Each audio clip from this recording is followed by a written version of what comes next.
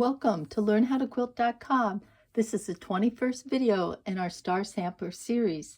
Today you'll learn how to make this star flower block using half-square triangles. This block doesn't appear in the original quilt, but I decided to add it because it resembles this LeMoyne Star block, which some folks find more difficult due to these Y seams.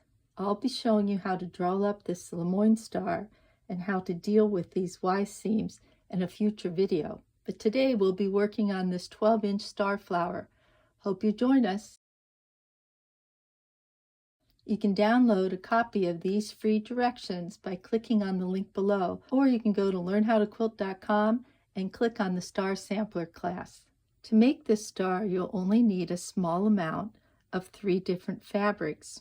I'm using a light for the background and a medium and dark for these star points. If you like a more scrappy look, you can add different fabrics in these triangles. Before you get started, press all of your fabric. Now you could cut out individual triangles to make this block, but I prefer cutting squares. Then I'll stack these in pairs and cut out my triangles. I'll be using the half-square triangle formula to figure out my cutting sizes. This formula adds 1 inch to the finished size. So let's look at this triangle B. From here to here is 3 inches. That's the finished size. So I want to add an inch to that. So 3 inches plus 1 inch is 4 inches. I'll cut the square out at 4 inches. And then I'll cut it on the diagonal. When you cut those squares, you want to make sure you're on the straight of grain and cross grain. So on this piece of fabric here, it's pretty easy. Let me just turn it over. You can see, here's the selvage. This is the straight of grain, and then this is the cross grain. But since this is a scrap piece of fabric, and you might be using some scraps of fabric, you might end up with a piece of fabric that looks like this, and there's no selvage, and you're not sure where the straight of grain or cross grain is. If you turn it over sometimes, you can see the thread lines going through the fabric, and so the thread lines are going in this direction and this direction. That's the straight of grain and cross grain. If you can't see those thread lines, you can always try pulling at your fabric. So if I pulled the fabric like that, that really stretches. That's probably on the bias. If I pull the fabric right here, that doesn't stretch very much. That's probably the straight of grain. And then if I pull it here, it doesn't stretch very much either. That's probably the cross grain. You want to make sure to cut off this selvage edge, and I'll trim this edge up a little. I'll flip this around. Line up that cut edge on the corner there. And let's see, this ruler is at 4 inches. So let me cut. And here's my 4-inch square. So if you follow your cutting directions over here, you'll end up with 4 3.5-inch squares for these corners.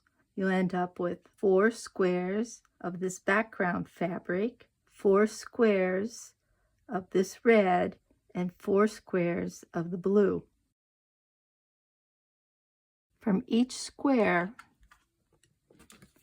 you'll get 2 triangles when you cut on the diagonal.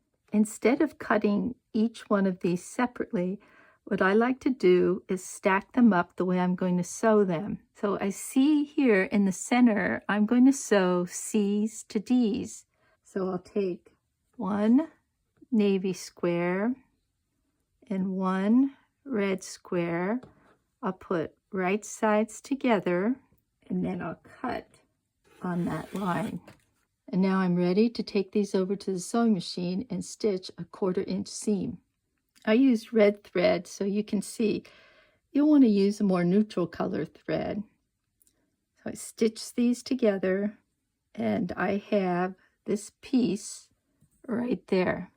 This needs to be pressed, but I'll wait till they're all finished to do that. So let me start stacking these.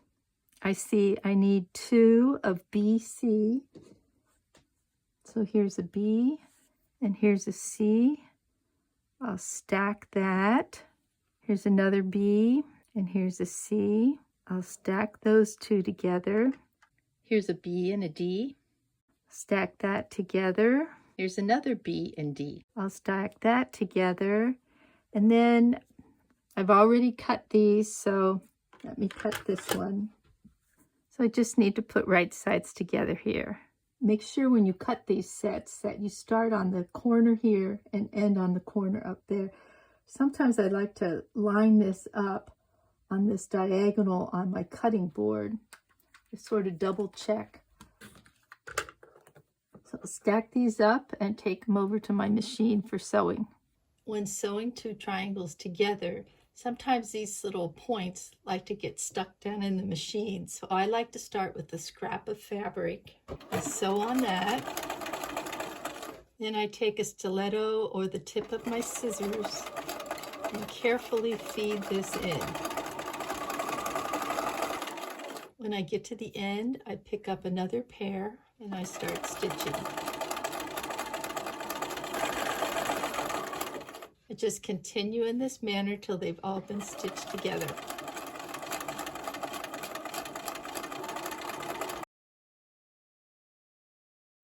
I've finished sewing all my triangle units together, and now I'm ready to press.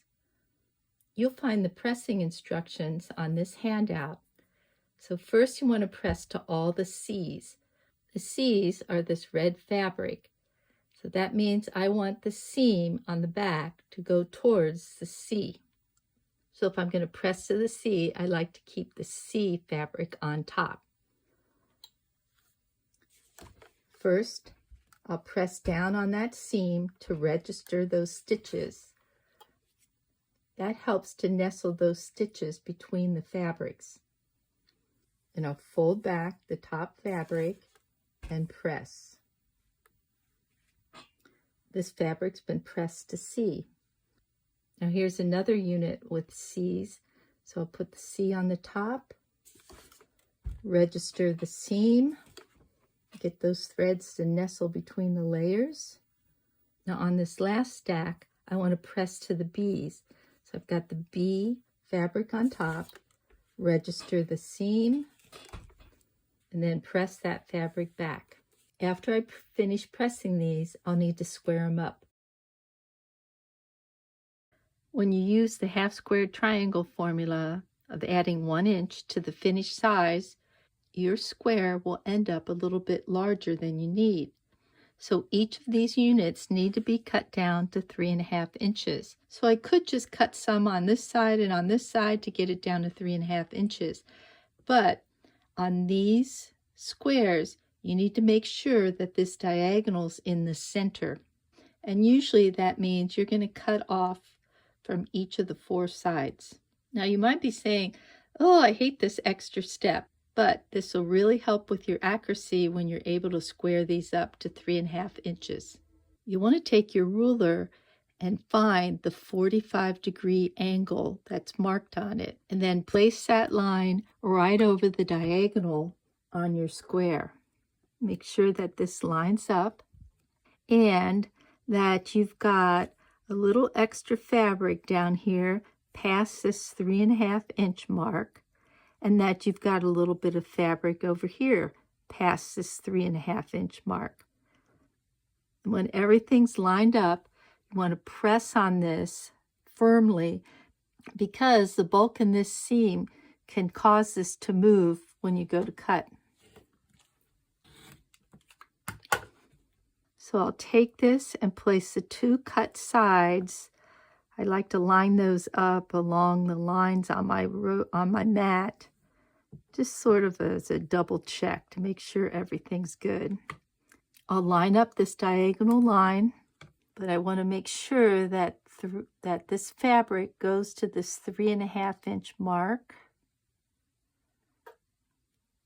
and that it goes to the 3.5 inch mark over on this side. So everything looks good. I'm ready to cut. And here's my 3.5 inch square. When you go to look for that 45-degree line on your ruler, you might notice that some rulers, like this one, doesn't have a 45-degree line going into the corner. These lines are at 30 degrees, and then down here we have a 60-degree line and a 45-degree line, but that line doesn't go into the corner here. So don't worry, you can still square these up, but you'll have to use your mat. I've placed the diagonal over that 45-degree line on my mat. So if I line this up here, I see that I've got a little extra I can trim off here. I'll line this up with the line on my mat and trim. I want to make sure that this diagonal is on that line. Come over here, I'll line that up and then trim. So I'll take these two trimmed edges and place that right in the corner here. I want to line up my diagonal. Then I'll measure 3.5 inches over from that line, and I'll trim. And then I'll measure 3.5 inches down, and I'll trim. And here's my 3.5-inch square. When all your pieces have been squared up, you want to lay out your block. I'd like to start in the center here. So let's see. I'm going to put this piece here, and then this one goes here. Whoops. Let's see, what did I do wrong? This one goes here. Then this one goes here. Now I've got the center completed. So I'll look to this next row, and I see that this piece goes here. So I'll just go around and add those pieces. And I'll add the 4 corners and finish up with this set. So now I'll work on sewing this together. I usually sew in rows going across. So I'll start with this row here. I'll put right sides together. I'll be sewing a 1/4 inch seam on this side. So I like to have the side that's to be sewn in my right hand, and I'll lay that down with the side to be sewn on the right side. Let me put these two together. Side to be sewn is on the right side. Put these two together. Side to be sewn is on the right side. These two together. Side to be sewn is on the right side. And I'll finish stacking these up. Now I'll take this stack over to my sewing machine, making sure to keep the side to be sewn in my right hand. So the side to be sewn is right here.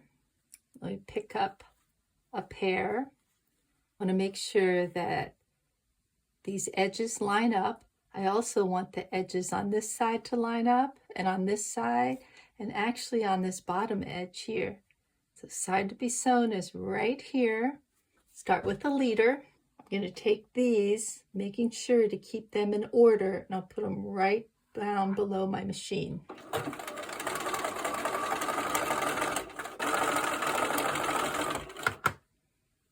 Take the next pair, line up across each one of the edges, and then stitch. I'm going to continue in this manner till all the pairs have been sewn together. Lay out your block and then put right sides together, making sure to keep the side to be sewn in your right hand or on the right side of your stack. And when you're finished stacking these up, you'll want to take them over to your sewing machine to stitch. I'm ready to sew these two together.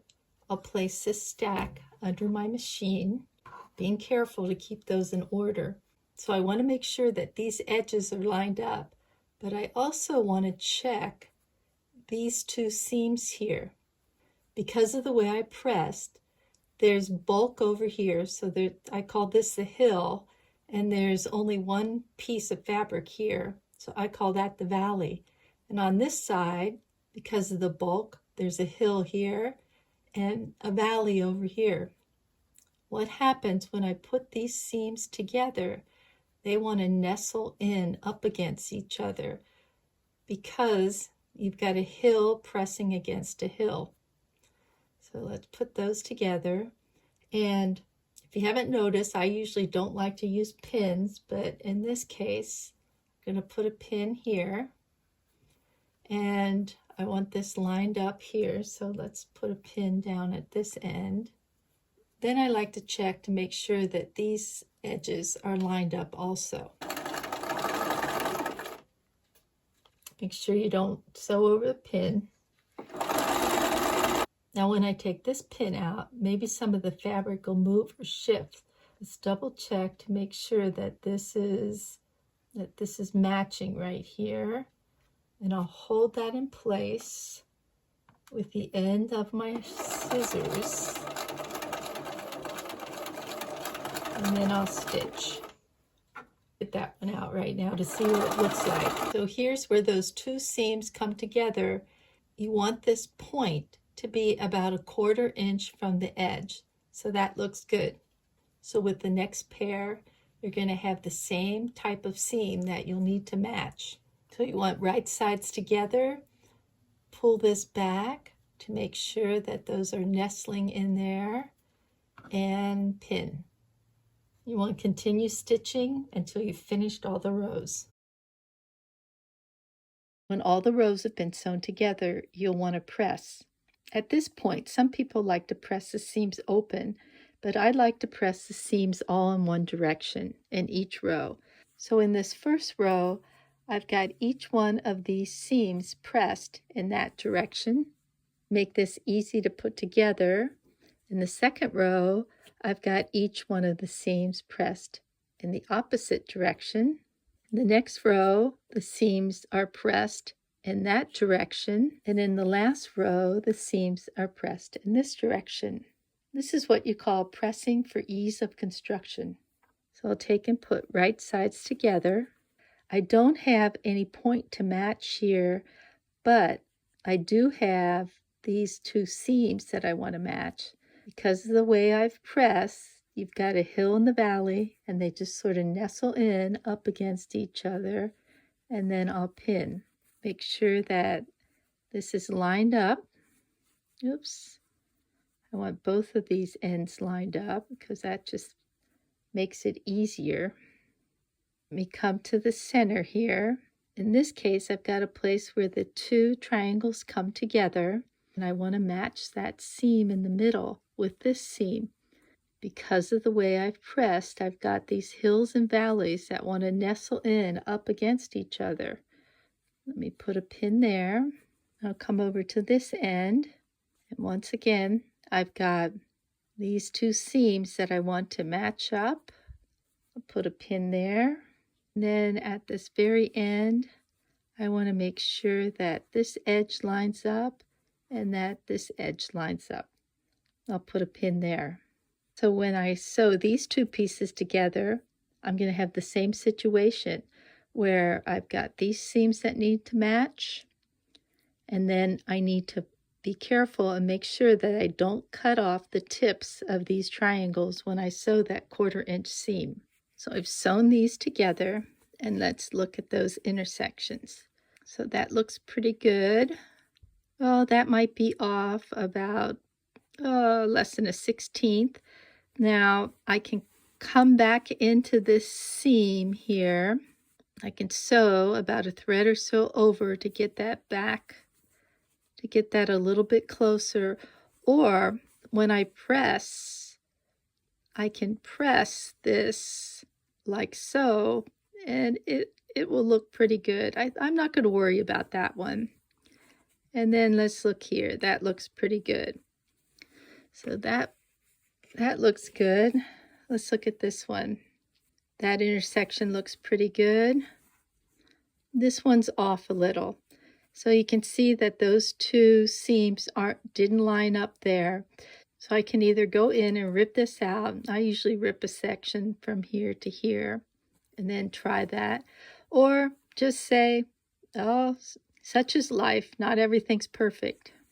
Down here, I see that this is off. So I think I'm going to go in and sew a thread over. As a matter of fact, I can see here why this is a thread off, because it looks like I was doing a 1/4 inch seam and then I jumped in that direction.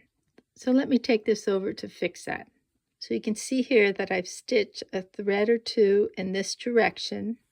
Let's open that up and see how that looks. So that looks much better. I still could probably sew another thread or so there, but I think that'll do. So now I'm ready to sew these two sections together. And you'll see that I need to be making sure that these 2 points meet, these 2 points meet. So then I've got this center here where I need all 8 of these points to meet. So before I do that, let's look and check, because in order to have all of those points meeting, you have to have these 2 points meeting. And on this one, you have to have those 2 points meeting. Both of those points need to be about a 1/4 inch from the edge. That's going to work. So put right sides together. These 2 seams have been pressed in opposite directions, so they'll just nestle in up against each other.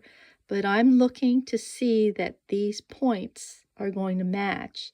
So one way to do that is to take a pin and stick it through the end of that point there and then into the point here. And you can kind of feel if they nestle in up against each other. And I like to take another pin and pin right next to it and make sure that these edges are in sync. Let me take this pin out and pin there. So in this middle, I'm going to take a pin and come through that point. And I'll go right across into that point, sort of nestle in, because you can feel when those seams are up against each other, and then pin that. And here I'm going to do the same thing, matching these seams. I want them nestled up against each other. This seam that's going to match up, and you've got that seam that's going to match up. And then you want these pieces to match up. Let me get this pinned and then stitched. So I've sewn across here, and let's see how that looks. This matches up pretty well. Center matches pretty well. I think when I press that, that'll work well. And then these 2 match pretty well. This might be off just a tad, but it'll do. So for the final pressing, I usually press these seams based on how it's going to help these points. So you'll see if I want this to look like it matches. Oh, if I press like that, it looks pretty far apart. But if I press like this, it looks a little bit better. So I'll probably press this seam in this direction, and I'll do that for each one of the rows. And here's my completed block. At this point, it should measure 12.5 inches square. I hope this block helps you to see that your accuracy depends not only on your cutting and sewing, but also on your pressing. If you're interested in finding out more information about half-square triangles, you might like to check out this video. I'll leave the information below. Thanks for visiting LearnHowToQuilt.com. Please like, subscribe, and share our videos with your friends. Remember, if you're trying to find us on the internet, type in LearnHowToQuilt.com. Don't forget the .com. Using the .com will get you right to our site.